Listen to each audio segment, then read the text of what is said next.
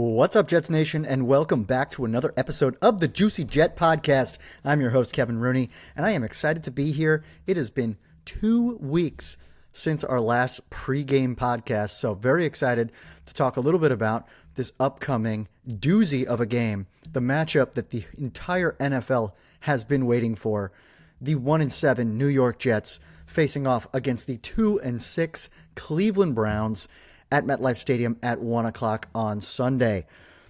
This is going to be a fun one to talk about because these are two teams that I'm sure nobody is going to want to watch. But we're going to talk about it anyway because the Jets are looking to make it 2 wins in a row with all the crazy controversy and stuff like that that has happened this week around the New York Jets. But first of all, let's start off and talk about what I've been doing today. You know, obviously, with all the trades that just happened, with us having 2 first-round picks, 2 second-round picks, and then 3 first-round picks in 2027, I'm on quarterback watch. It's time. On Saturdays, you got to sit down and you got to watch some of these guys because you need to make an opinion on who you want. You got to figure out who our quarterback of the future is going to be and whether you like them or not. And man, I just watched Indiana's Fernando Mendoza against Penn State in a game where he didn't play the best he's ever played, that's for sure. It was one of those games that was down to the wire, but in the moments where it mattered most, I think it was a minute 56 left on the clock, he had to go 80 yards to win the football game. He does it. Now, I want to give a lot of props to his receivers because, dang, they look good. They made some incredible catches, including probably the catch of the year in the back of the end zone to win the game. But man, was Mendoza very calm under pressure. He was able to roll out when things were looking a little shaky in there. He's not the most athletic guy in the world, so he's definitely not fast. He's not going to be your Justin Fields running around out there. But, you know, he's capable of moving around. And he puts the ball in some really good spots. I mean, you're watching him, and there are even some passes that his receivers dropped, including one into the back corner of the end zone earlier in the game. Man, they're great placement. So we'll see. He was a fun one to watch in a game that, like I said, wasn't his best. It was still good to see him sling it out there and watch him play against. Even though Penn State's not having a great year, they're still a pretty talented team. So Fernando Mendoza was a fun watch. Dante Moore from Oregon is playing right now. I saw they were up, I think, 9-0 in their game. So I think he's an interesting one. And then tonight you got Ty Simpson, who was the quarterback of Alabama, and he is the one who I compared to like. He's not like Mark Sanchez in the way he plays. It's just the fact that he's only played 1 season. So it's going to be really interesting. These seem to be the 3 guys that are kind of battling it out for both Heisman Trophy, for the number 1 overall pick, or to be in the top 5, whatever it might be. So, yeah, it's starting to get to that time where you got to start making opinions about who you like, who you don't like, and why. And for me, I think the big thing, I don't think I'm going to make my decision on who my favorite quarterback is now. I think I'm going to wait until the lights shine the brightest because it seems like all 3 of these guys are going to make the college football playoff. How do they play when, you know, the lights are the brightest, when everything is on the line, do or die situations, when they're playing against each other? I'm assuming that's going to happen in one of these games. So, yeah, I don't need to see them playing against, you know, these no-name schools that I've never heard of before. But in those big moments, I think that's where we're going to see, okay, who's built for New York? Who can be our quarterback of the future? So while the NFL season is still going on, our real season is beginning, which is the off season, and that's where we thrive the most as Jets fans. So, yeah, fire up Tankathon. I did my first mock draft this week. That felt good to like get back in the simulator, do a mock draft. Obviously, I was fooling around and I picked 4 quarterbacks with my first 4 picks. But hey, one's got to hit, right? One has to hit. So it was good. So we'll see how this all shakes out, but college football is going to be fun watching it to the end because there's some really good players out there. And even in this Indiana game, you know, there were 2 wide receivers on Indiana that, you know, could be first round, second round picks. So, yeah, start to get to know some of these players because our time is coming to dominate the offseason. Now, another team that's going to dominate the offseason is the Cleveland Browns because they also have 2 first-round picks because of the Travis Hunter trade where they traded their pick to the Jaguars. Jaguars took Travis Hunter. So it's going to be interesting to see what they do. This is really the battle of who wants a better pick for a quarterback if they don't believe that Dylan Gabriel or Shadur Sanders are their guys, and it doesn't sound like they are. So we'll see how it goes, but we're going to talk all about it. So first, what we're going to do, we'll go through some of the news that we have around both teams going into this game. We'll talk a little bit about my 3 matchups to look forward to and watch, And then finally, we'll do our 3 keys to a Jets victory, and then I'll give you my predictions for the game.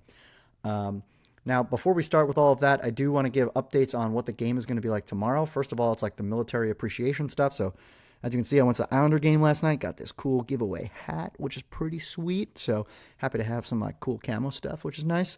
And of course, the Islanders lost, so I'm like 1-10, I think I am on the year going to my team's sporting events. So, we'll see. We'll see. Maybe I'm just a bad luck charm. I don't know. But on top of that, what they're going to do tomorrow is honor Nick Mangold. So I'll be wearing my Nick Mangold jersey tomorrow. I think they're going to do a whole thing before the national anthem for him, which I think is very well deserved. Yeah, I hope everyone gets in. Everyone who will be at the game gets in on time so that they could be there to support that whole segment. I know we will be, and it sounds like they're going to have like some flags and stuff like that in the stands. It seems like I got an email that our section is going to be involved in that, so it should be really interesting to see how it all goes, and going to be a little sad honoring that guy. And on a side note too, his funeral was actually on the day of the trade deadline. And one interesting thing that came out of it is obviously Darren Muji was on the phones with the Colts and their GM Chris Ballard at the time of Nick Mangold's funeral. And Muji actually, very respectful of him, went to the funeral because it wasn't too far, a couple miles away from the Jets facility. So in probably the most stressful day for a general manager during the regular season, he took the time to pay his respects, go to the funeral. I think he left a little bit early, but sounds like they had the trade hashed out before the funeral started. And there's all Jets players, former Jets players there. So, there's Revis, there's Faneca, there's Woody, there's Willie Colon, there's all those guys. Ryan Fitzpatrick, I think, said some words. So even the beat reporters were there. I know Rex Ryan was there. Rich Cimini was there. So everybody revolved around the Jets from the last time they were good was at this funeral. So out of respect, Muji said to Chris Ballard, I know we've hashed this out. Can you please keep it quiet for a few more hours while we pay respects to Nick Mangold before we release the details of this trade? And thanks to Chris Ballard, he kept it quiet. So luckily, during that whole session, phones weren't buzzing during this funeral where they should be paying respects to Nick Mangold, and people weren't having to focus on Sauce Gardner getting traded to the Colts, because that's definitely not what they should have been focused on. And according to Rich Cimini, it sounded like as they walked out of the funeral, that's when it all went down, and he was standing near Darrelle Revis when it happened, and kind of reminded him of when Revis got traded to the Tampa Bay Bucks back in the day when he was in his prime. So really like solid move by Muji and by Chris Ballard. And really props to Muji for actually going to this funeral, because I doubt he knew Nick Mangold, because he wasn't a part of the Jets organization. Obviously, Muji, he's only been here a year. But yeah, I thought that was a respectful thing to do. All right, let's continue on the news. Obviously, these trades are just, it's still a thing that's swirling. People are saying, who won the trade? Who didn't? Everyone's also telling me, why do you have so much passion for these players? They never gave you anything. They never won for you. For me, I think you can have it both ways. I think you can be sad that 2 of your favorite players who have been around a long time are gone, while also agreeing that we got good compensation in return. I think you can have it both ways. I don't think it has to be this my way or the highway. You have to pick one and that's it. So that's where I stand. I'm still, it's going to suck not seeing Quinnen and Sauce out there on the field tomorrow, but also it gave us hope as Jets fans that we have this arsenal of draft picks over the next 2 years to help us rebuild this entire team. And I've said it from the beginning of this offseason. I said everyone should be torched out of this building. So that was head coach, GM, scouting staff, the people who sell concessions. Everybody should be gone. And this was a step towards that because, whether I like it or not, those guys actually didn't win here. And even though I don't think it was either of their fault, I think they were both really great players. The results were never there. So I continue to ride on. I hope Sauce does well. I hope Quinnen does well. I'm going to love those guys as players. Luckily, we get to watch Sauce at 9 a.m. tomorrow morning. He's in Berlin playing against the Falcons. So we'll be in the parking lot tailgating, watching that game. And then Quinnen Williams, luckily, gets 2 weeks off. He has another bye week this week. So he really gets to rest up, gets that veteran rest that he needs. So obviously, I need both teams to lose horribly because we want better picks. The more they lose, the better it is for us. We need Daniel Jones to turn back into a pumpkin and start stinking. And we need the Cowboys to keep just flushing their season down the toilet. So that would be lovely. All right, let's get on to this actual game. So let's talk about the injury report. We've obviously had 2 weeks off, and so have the Browns. So both teams are coming in a lot more healthy than normal, where for the Jets, we have Keenan Nwanwu, Stone Smart, Mason Taylor, Tyrod Taylor, Jay Tufele, all off the injury report, so they should be good to go for this week. I still think Justin Fields is going to start, obviously coming off that win, so Tyrod's healthy. He can be the backup. We don't have to have Brady Cook there, but I still think Fields is the starter. Good to see Mason Taylor is all healthy and ready to go. Good to have Keenan Nwanwu back, so him and Isaiah Williams will be back there returning kicks, which is nice. But on the injury side, it looks like Khalil Herbert is questionable. Kiko Mawanoa has a concussion, but he practiced on Friday, so he may play. But I could see if they hold him out. Xavier Newman, who's one of our backup interior offensive linemen, he did not practice with an ankle on Friday, so it looks like he got hurt in practice on Wednesday, which caused some issues. So we won't have one of our backup interior linemen. And then Garrett, the big one. It sounds like Garrett is going to be listed as questionable, but he was full practice on Friday, should be back and ready to go, which, thank God, we need a player to root for, and it's great to root for Garrett Wilson. So we got Garrett, Mason Taylor, two of our weapons that are actually going to be on the field. So great to see. Very excited to have him back. And as you can see behind me, I have the image of him scoring the game-winning touchdown in his rookie year, where we had that massive comeback with Joe Flacco as our quarterback. We scored 2 touchdowns in like 55 seconds or whatever it was to beat the Browns, which was insane. So those are the Jets' injuries. The Browns, they have a couple players that are actually big deals that if they are out would be very game-changing. Isaiah Bond, wide receiver, he's definitely out. He's no one to really worry about, though. Harold Fannin, their good rookie tight end, is questionable. I think he's going to play with the hamstring, but we'll see. And then the other big one, or two other big ones, Cedric Tillman, their wide receiver, should be back. They just took him off of IR, so he should be back and playing. And then their linebacker, Carson Schweschinger, who has been playing awesome this year. He is questionable with an ankle. We'll see if he actually plays, but that defense is so good on the Browns that it's I don't know if it'll matter if he plays or not, but if he does play, he's a really good player. So we'll see. So sounds like the Jets are heading in pretty healthy to this game and kind of ready to go. Now, the big thing that came out of this week on top of all this, which is super confusing to me. So the New York Jets trade Quinnen Williams. His brother, Quincy, starting linebacker, just got back 2 weeks ago from IR, where he played against the Bengals, and he's flying all over the place. He looks just as fast as he always has, which is great. But he's been a little all over this year. I don't know if it's the mental part of the game has just been a mess, but he hasn't been as good in coverage. He's missing his spots in the run game. So I don't know what's going on with him. But the Jets, during the trade deadline, I thought he was the perfect candidate to trade. It was like him and Michael Carter were the two perfect ones because Carter was going to get cut. Made a lot of sense for us to trade, get something for him. Quincy, I don't think we're going to re-sign him because we already signed Jamian Sherwood. So are you going to pay big money to two linebackers? Maybe you can now because you got rid of Quinnen and Sauce. But then it comes out that we benched him. So if we were going to bench him, why didn't we just trade him the day before?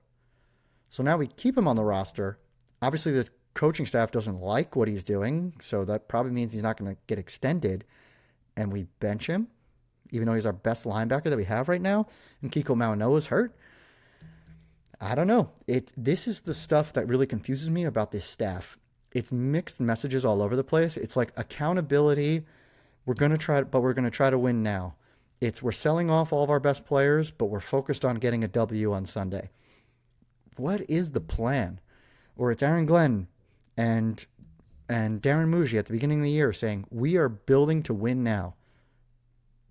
Are we built to win now if we're trading away these guys and then we're benching one of our best linebackers? I don't know. I guess it's accountability. I don't know what this benching means. Is he benched for the whole game? Is he benched for one drive? Is he benched for a half? I don't know. So we'll see.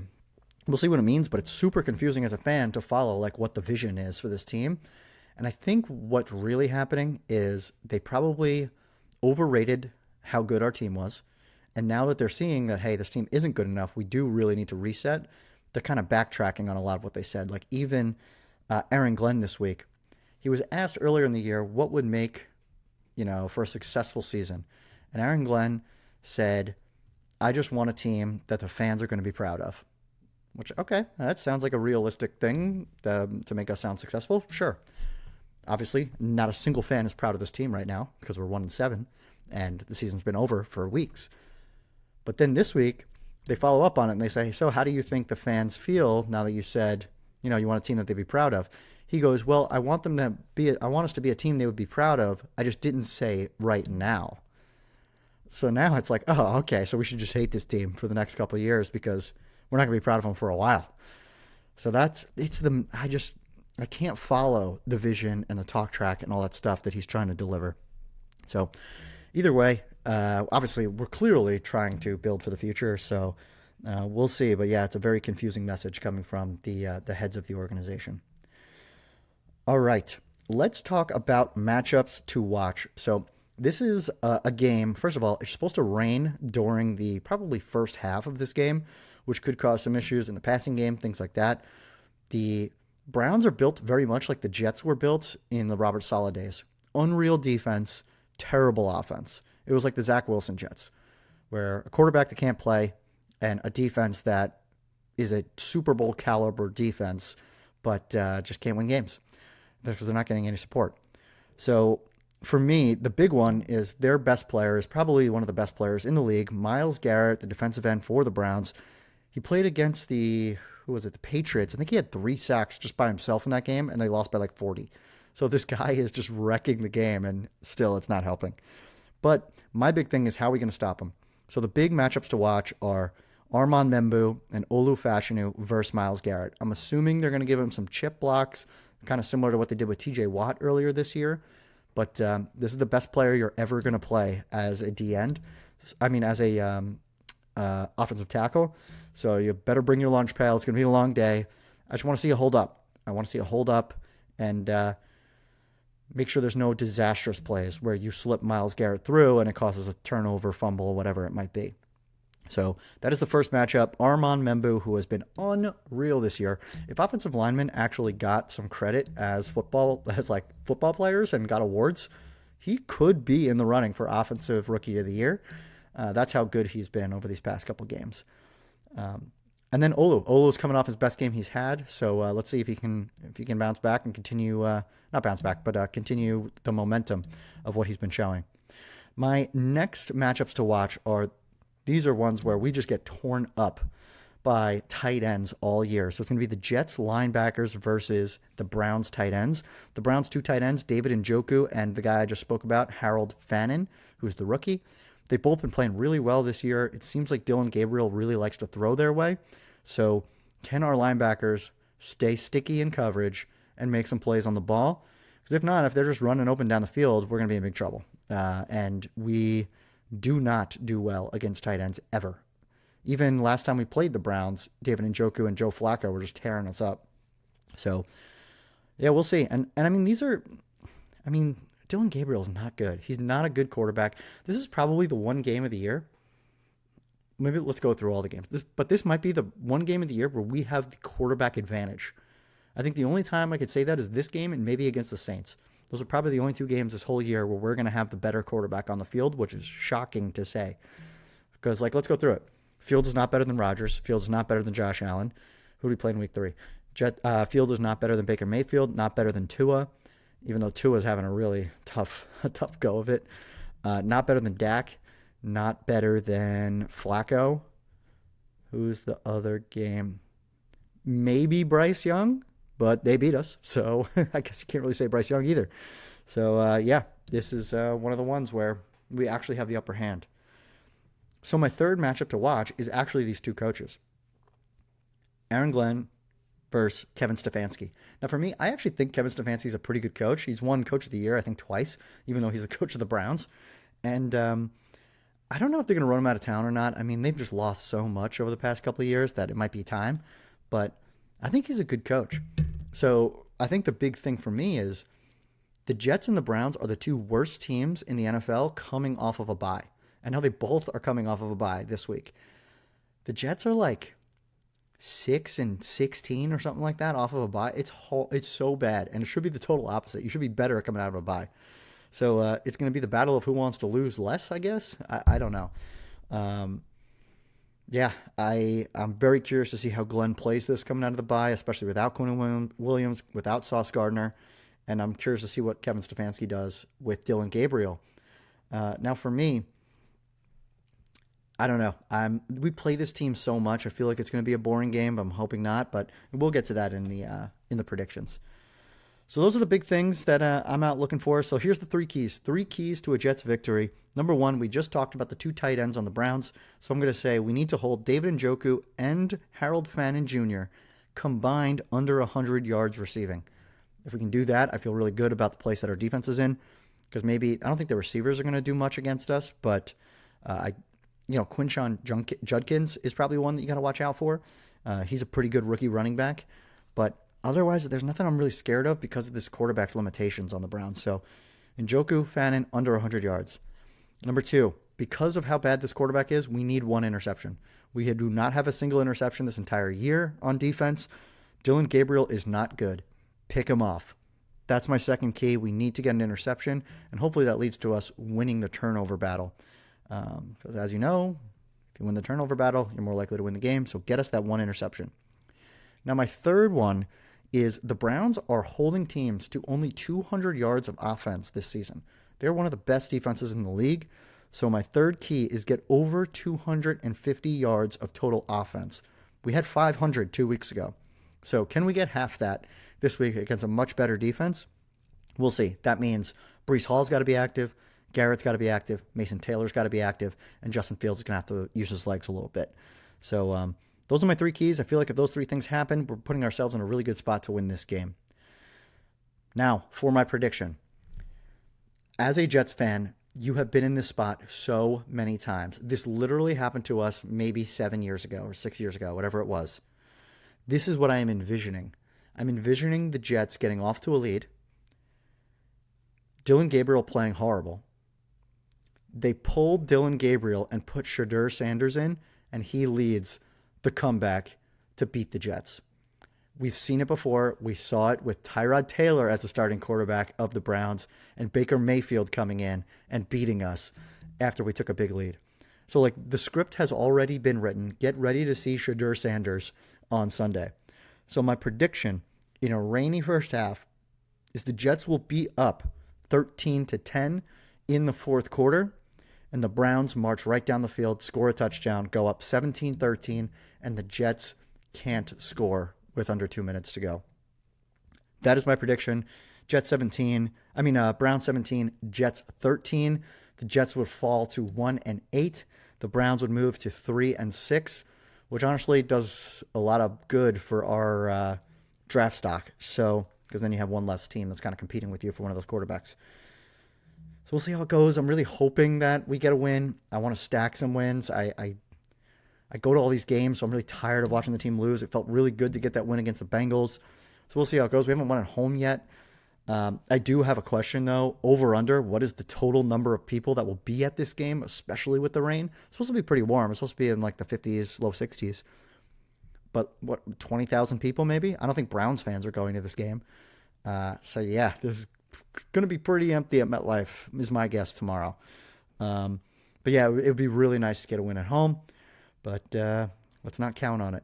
So that is my prediction. I will be on again on probably Monday to go over what happened. And then we turn right around. We got a game against the New England Patriots, who are one of the best teams in football, the division-leading New England Patriots, in Foxborough, Thursday night football. Absolutely brutal. That means all of America has to watch the New York Jets play, which is a punishment in itself for all of America. But hey, if I got to do it, if I got to watch this team play, you do too, America. So that is it. If you could please like, subscribe, rate, review, all that good stuff. Leave some comments. Tell me what you think about this game. Tell me if you think Shedeur Sanders is actually going to come in and beat us or not, because that's my prediction. And overall, I really appreciate everybody listening. You could follow me all across Instagram, Twitter, TikTok, and YouTube at JuicyJet25. I hope everybody has a good time watching the games tomorrow, and we will talk to you soon. See ya.